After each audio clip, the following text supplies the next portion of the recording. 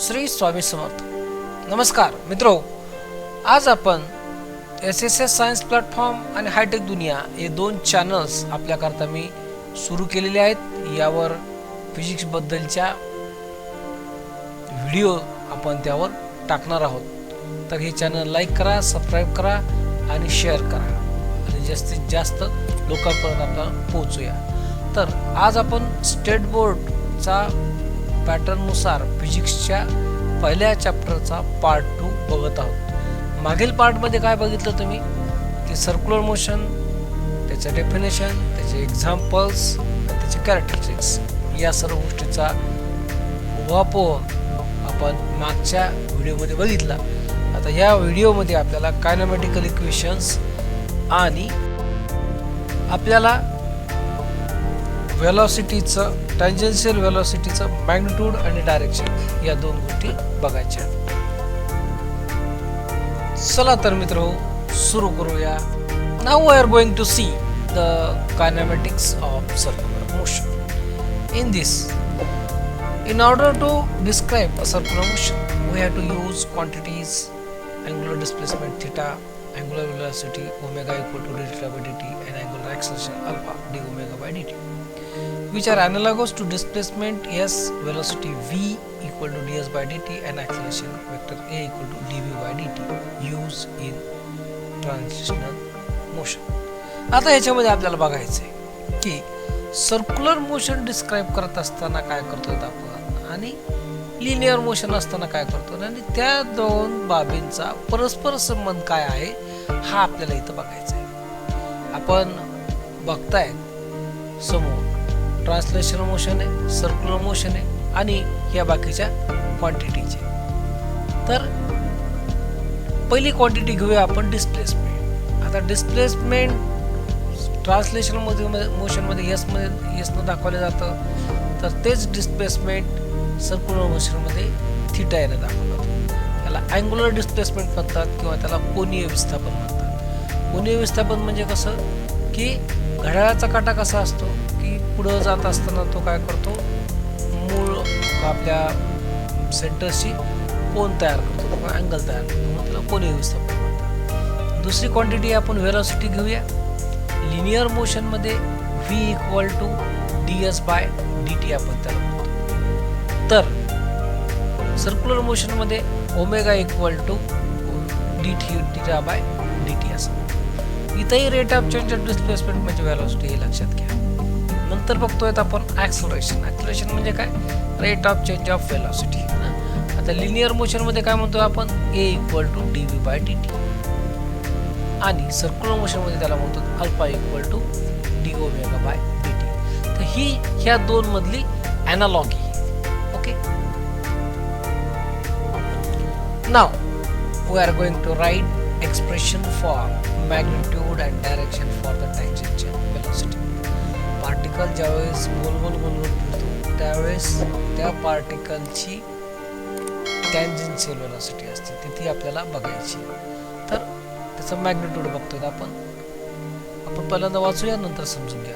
Wien particle revolve in circular motion then its tangential velocity is given by v equal to omega r, where omega is angular velocity, r is radius vector from the center of circular motion.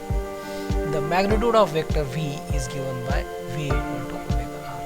आता magnitude म्हणजे काय, परिमाण. आता ज्या वेळेस particle circular motion करत असतो त्यावेळेस त्याची टँजेन्शियल व्हेलॉसिटी. आता टँजेन्शियल व्हेलॉसिटी म्हणजे काय, एक समजण्यासाठी एक उदाहरण लक्षात घ्या की एखादं वाहन आहे, हे कसं जात असतं, सरळ रेषेत चाललेलं रोडवरून सरळ जातं. पण जेव्हा घाटातला रस्ता येतो त्यावेळेस काय होतं बरं, त्या सरळ रेषेच्या जाणाऱ्या वाहनाची दिशा बदला लागते. त्यावेळेस ते गोलाकारमध्ये करतो. म्हणजे ज्या वेळेस आपण लिनियर मोशनची दिशा जर बदलत असतो तर त्यावेळेस काय होतं, त्याचं सर्क्युलर मोशनमध्ये रूपांतर होतं. हे नीट एकदा लक्षात घ्या. तर अशा प्रकारे तुम्ही बघितलं की लिनियर मोशनचंच रूप एक सर्क्युलर मोशन. कधी त्यावेळेस सर्क्युलर मोशनचं रूप येतं, ज्यावेळेस त्याची दिशा ही आपण सतत बदलत जातो. म्हणजे लिनियर मोशनला एक सेंट्रिपिटल फोर्स ज्यावेळेस अप्लाय होतो त्यावेळेस त्याच्या अंडर द ॲक्शन हे सर्क्युलर मोशन होतं. म्हणजे तो पार्टिकलला सरळ जायचंय, पण त्याची त्या फोर्समुळं दिशा बदलली जाते, म्हणून ते सर्क्युलर मोशन. आता ज्या क्षणी त्याला ओढणं किंवा सेंट्रिपिटल फोर्स तुम्ही काढून घ्याल, तो पार्टिकल कसा होईल, सरळ निघून जाईल. बरोबर आहे.